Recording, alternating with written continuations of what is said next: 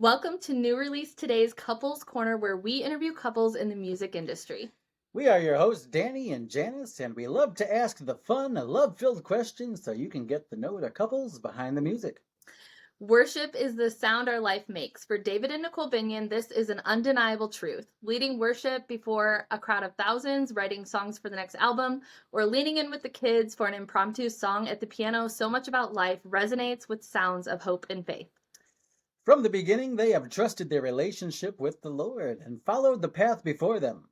From years spent with revivalist Tommy Tenney, through the challenges of itinerant ministry and the pure joy of collaborations with gospel songwriter Andre Crouch, to today, pastoring their own Dwell Church in Dallas, Texas. Since making the move to establish Dwell Church, David and Nicole have continued to write, record, and tour. We are so blessed to have them on NRT's Couples Corner today. Welcome. Thank you so much. We're delighted to sit with you today. So fun. I love this couples corner. We're all about it. So fun. Well, we're excited. We've so been looking forward to this conversation with you two, and we would love to just kick off this interview by having you, since we're doing Couples Corner, tell us your love story. Well, let's see. Back in 1962. We actually celebrated 30 years of marriage recently, and so we David and I met. Actually, it's kind of he was writing and recording music with his family, with his sister, even like through his teenage years, and he and his sister came to sing at my church back in the late 1980s. We're not telling our age, but we kind of are. Anyway, David ended up that church. My home church was outside of Chicago, up in Indiana, and so they came and sang there. And then our family just became, close, and they would travel and come up and sing, and then ended up moving up there. David became the worship pastor at our church. And fast forward to I guess we started dating in 1992, got engaged in 1993, and then got married in 94. So that's kind of the making a very long story short.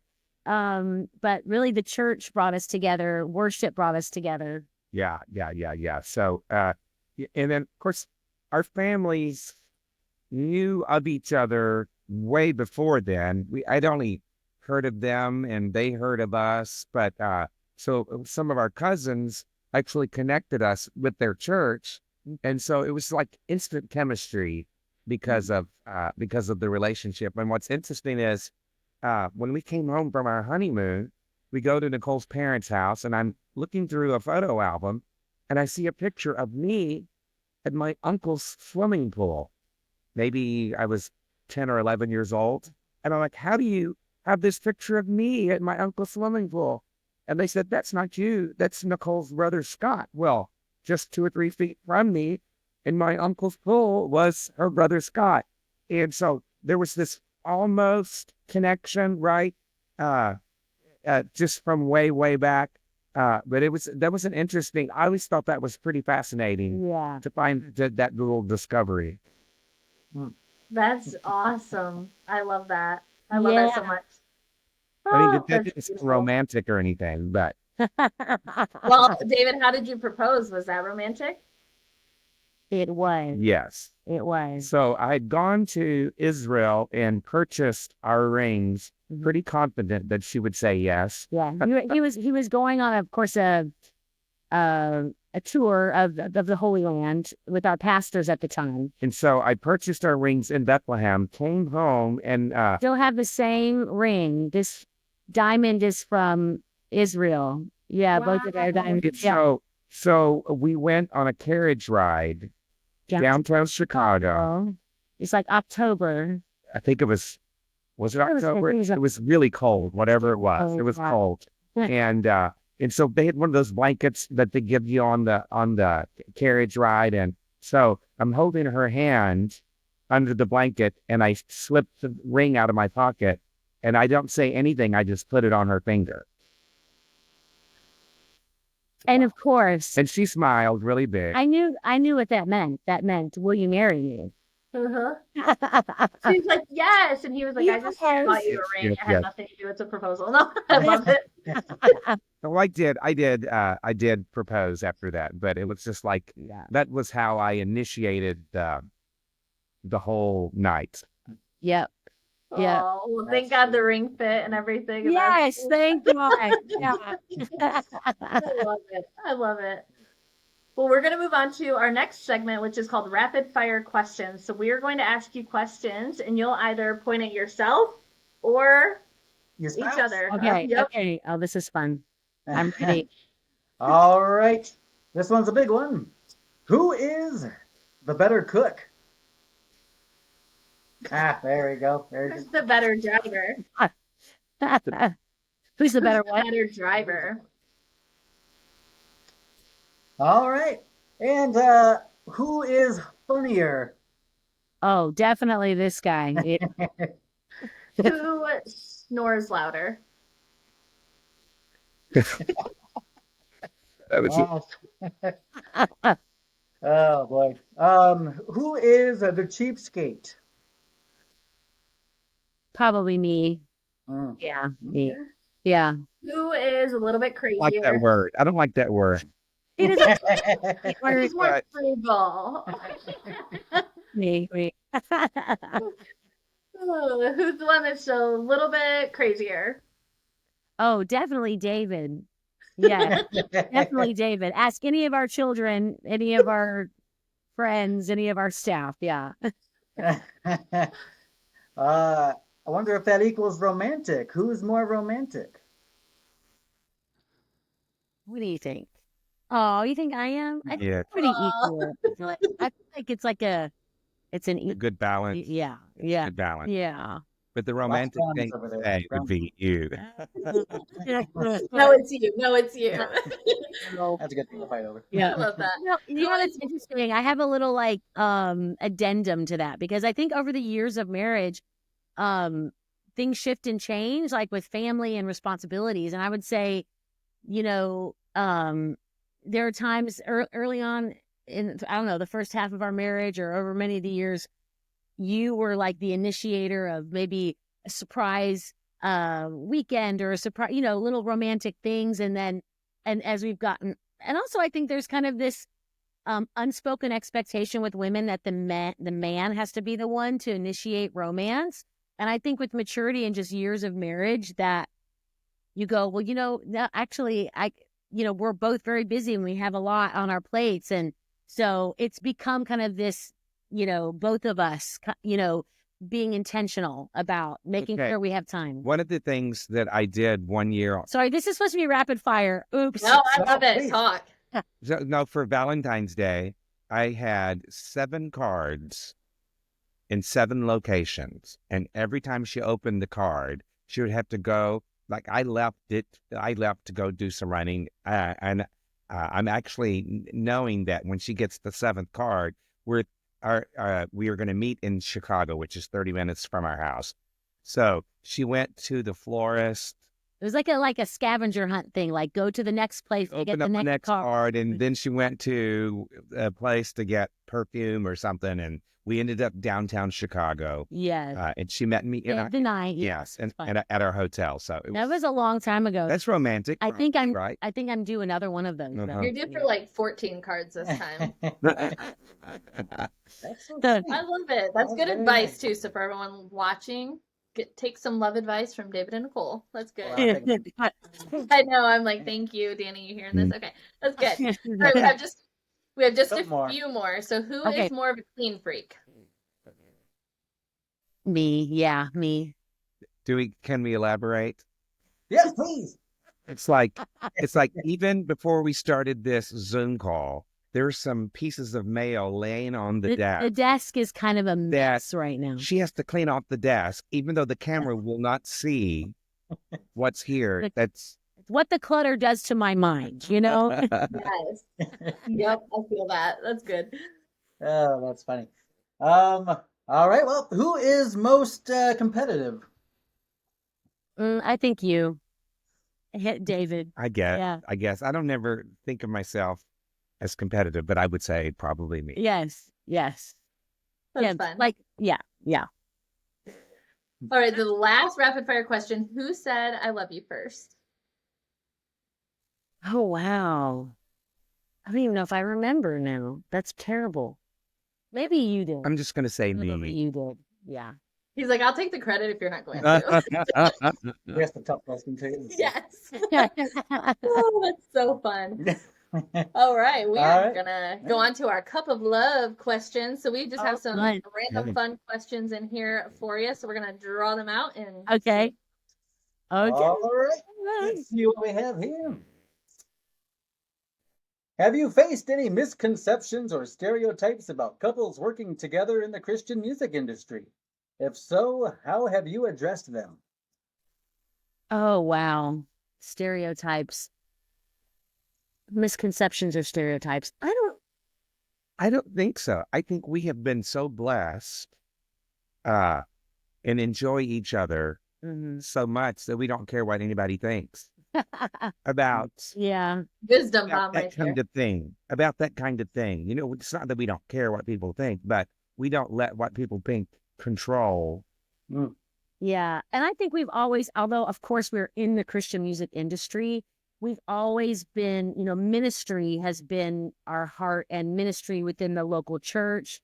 And so I think any misconceptions or stereotypes maybe about ministry and couples in ministry, I think sometimes it's been a challenge because I've always been, even when the kids were little, as equally as involved in ministry and in our music, as David, is. So it's like that's been a challenge to juggle motherhood and that. And then sometimes people may think within church context that a female doesn't have as much to bring as a man, depending on Well, what here's kind of church you're in or whatever. here's another side. Is I remember only one time, of course, if you know our music, Nicole is the superior voice, in the But you're the superior songwriter. So I write, I can sing, but I know I'm not like the best male vocal. I know my strengths, I know my weaknesses,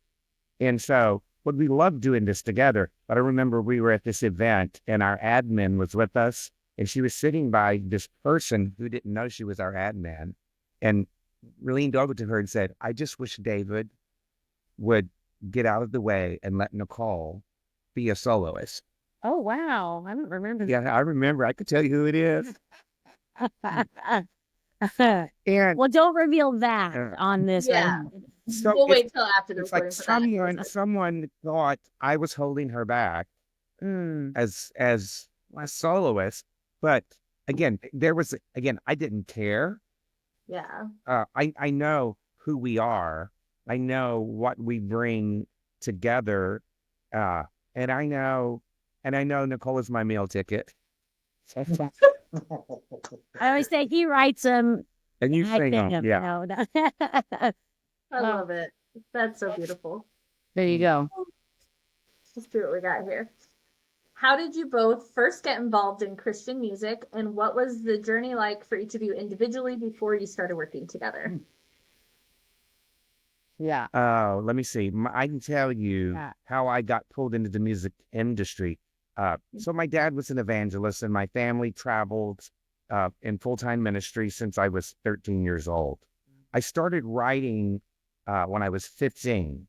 2 weeks after I had written my first 7 or 8 songs, we were singing at a church in Kentucky, and a very popular gospel singer was there, Rusty Goodman.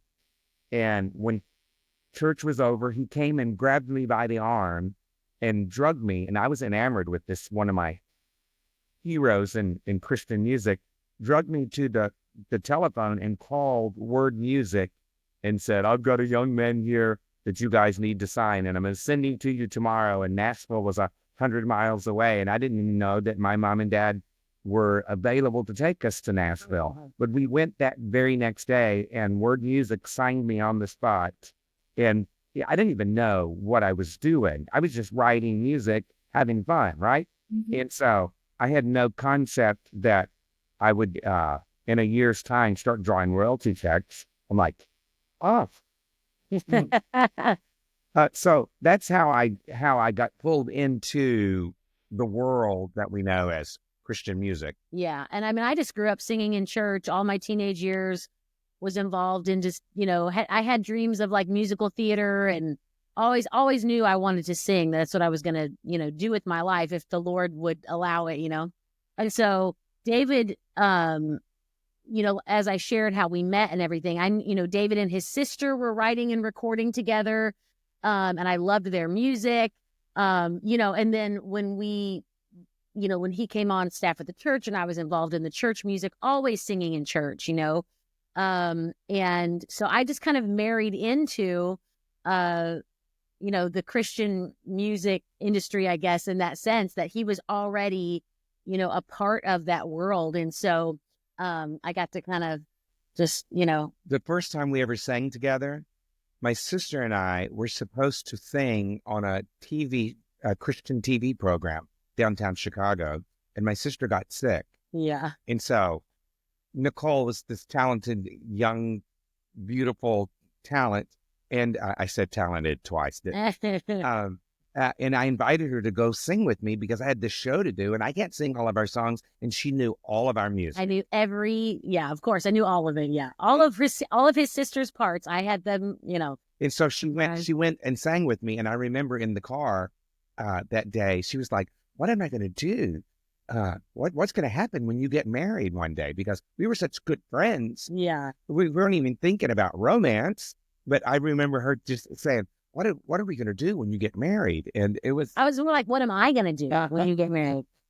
Yeah, it was just really cool. It wasn't really long after that love kind of blossomed and all that stuff. But yeah, I got to marry the Christian. My story is that I married him, and he was already in the Christian music industry. So, yeah, and immediately everywhere we went, when people would hear Nicole sing, she would just, the room would just become glued to her voice. It just has such a gift and a pure heart.